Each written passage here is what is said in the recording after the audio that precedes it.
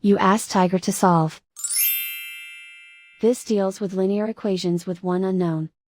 The final result is x equals -1. Let's solve it step by step. Group all x terms on the left side of the equation. Subtract 5x from both sides. Simplify the arithmetic. Group like terms. Simplify the arithmetic. Isolate the x. Divide both sides by -15. Cancel out the negatives.